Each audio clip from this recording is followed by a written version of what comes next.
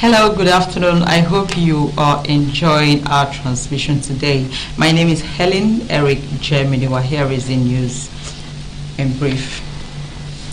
Rivers State Governor Siminalayi Fubara has explained that his support to the University of Port Harcourt to remain the best in the country will not distract him from ensuring that the state-owned universities are also competitive. Governor Fubara spoke shortly after he inspected the progress of work done at the convocation arena undertaken by the River State government that is nearing completion. On return from Abuja, the aircraft that Governor Fubara boarded landed at the North Base in Port Harcourt, from where he set out on the inspection tour of the convocation arena of the University of Port Harcourt. The governor said the completion stage is at 99% and that he is optimistic that it will be included among projects lined up for the first 100 days in office commissioning in September.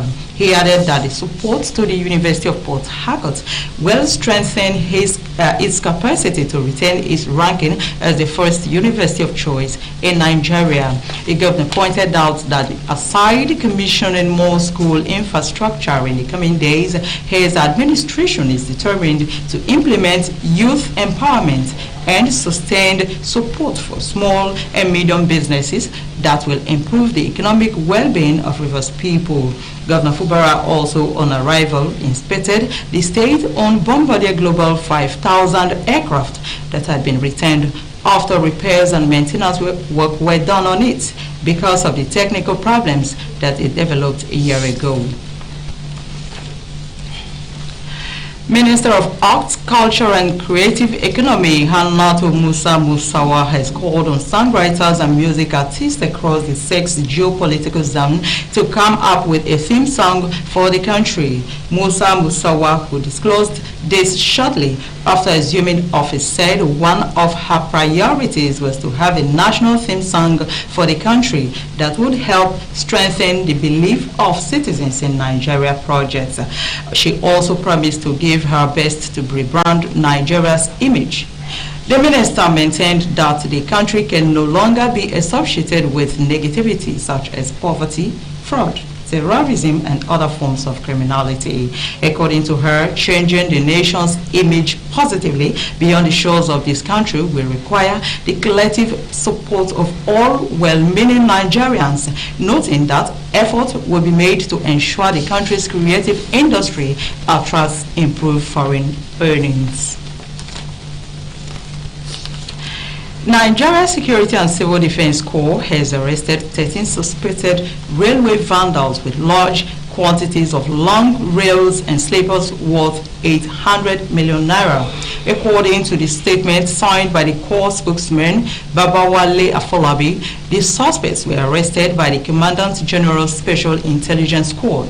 The suspects were paraded alongside 5 trucks conveying the large quantities of vandalized rails and sleepers at the NSCDC headquarters, Abuja. Afolabi said that the arrest took place around the Manchok area of Kara local government area, the Zonkwa area in Zango, Kataf local government area, and the Kafanchan area in Jama local government area of Kaduna State. He added that upon arrest, the CGS were offered 30 million naira as bribe, which they declined. The NSCDC Commandant General Dr. Ahmed Audu frowned at the yet-to-be-identified iron and steel companies who always buy, process and melt the vandalized rail track, iron and sleepers, adding that efforts are in top gear to smash and unmask these syndicates. Zimbabweans are voting in presidential and parliamentary elections after a campaign dominated by the country's soaring inflation, as the day has been declared a holiday to allow the 6.62 million registered voters a chance to cast a ballot. Reports say presidential candidate needs more than 50% of the votes to win, and that if there is no outright victor, a presidential runoff will be held in 6 weeks on 2nd October.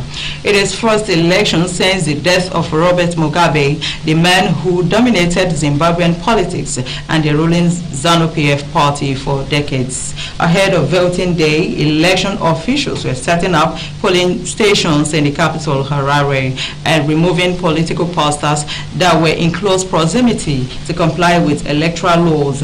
According to Police Chief Godwin Motaga, police have been deployed around the country to maintain peace and order, and their numbers will be bolstered by present officers. The Zimbabwe Electoral Commission (ZEC) has warned people not to wear nail varnish or nail extensions on their left pinky finger, which will be marked with indelible ink after voting. President Emerson Mnangagwa faces 10 challengers, including Nelson Chamisa of the main opposition's Citizen Coalition for Change. 3 o'clock will bring you a full bulletin of our news today. My name is Helen Eric Jemidiwa. Many thanks for watching. Good afternoon.